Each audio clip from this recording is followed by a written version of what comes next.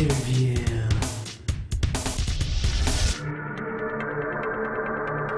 I'm Steve Ballman. I'm the writer of Supreme Commander 2 and worked on the single-player campaign design. Well, with Supreme Commander 2, at the very beginning of the project, we decided that we wanted to put more emphasis on characters and story. And then when Square Enix became our partner, they supported us 100%. They encouraged us. They asked for more detail, more depth, more characterization.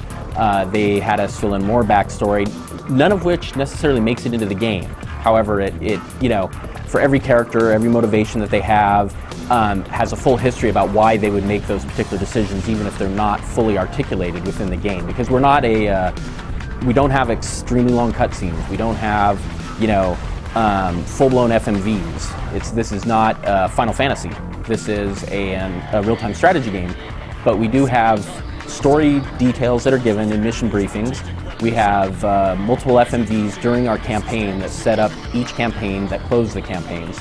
So getting back to the original, between Supreme Commander and Forged Alliance and the previous versions of the game, we have one linear campaign that goes through each of the three factions. Each campaign has 6 operations. They tell a single self-contained story, but the three interlink in multiple ways. The characters interlink, the storyline mysteries are left at certain points and picked up elsewhere, and everything holds together as one intertwined story despite being 3 separate campaigns.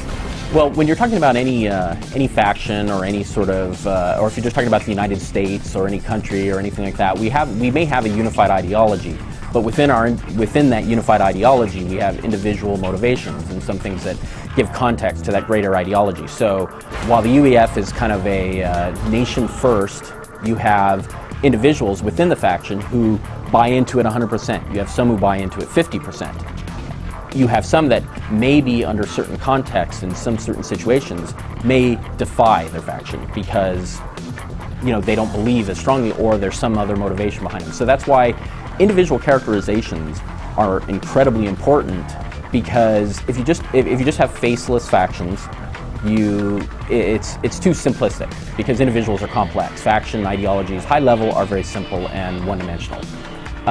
So with Supreme Commander 2, we have the 3 main characters for each of the factions, and they represent a portion of the ideology for each of the factions, but they have their personal motivations. So in the UEF campaign, we have a member of the UEF. He is a believer in the UEF, and he is faced to make decisions that over the course of the campaign impact his family. He's married, he has a child. These are important to him. They're more important, perhaps, than ideology. And in any battle scenario, you can come across this, even in the context of like a global battle where you're fighting on an entire planet. An individual is still controlling that battle, so therefore that individual's motivations can affect their battlefield performance.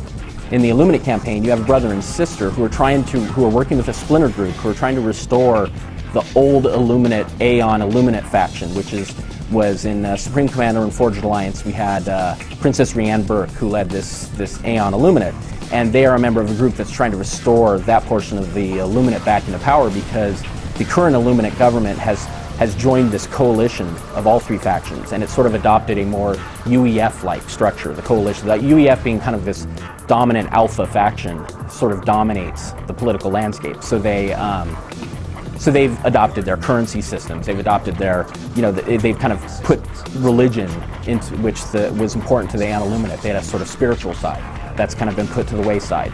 These people are trying to restore that, so that's why they are opposed to the current Illuminate government. That is their motivation throughout the campaign. It's a brother and sister who are fighting for political ideology. And in the final campaign, you have Dr. Brackman and his son, who he is still experimenting on his Cybran nation to improve it, to bring improvements to mankind. And this campaign kind of covers the limitations of technology and some of the implications of these kind of large sweeping technological changes on factions, on war, on individuals. So Supreme Commander 2 has 2 tutorial operations that you can play outside of the campaign. Then we have a 6-operation UEF campaign. We have a 6-operation Illuminate campaign and a 6-operation Cybran campaign. Within each of these operations, you'll find a much more varied gameplay types. You'll have the huge epic battles that Supreme Commander is known for, with map reveals, But we also have some smaller operations that can be played faster. We have some operations that have extremely unique objectives for the series that you wouldn't expect. We have some, we don't want to spoil anything, obviously. We have a lot of, I think you'll find that the experience is a little bit more interesting and a little less focused on just the same sort of build a base, build a bunch of armies, so sort of the skirmish mechanic, because we still have a skirmish mode, so you can still play those big battles anytime you want, but in the single-player campaign we vary it. It's considerably more varied. Screen Printer 2 is scheduled for release on the PC and Xbox 360 in March.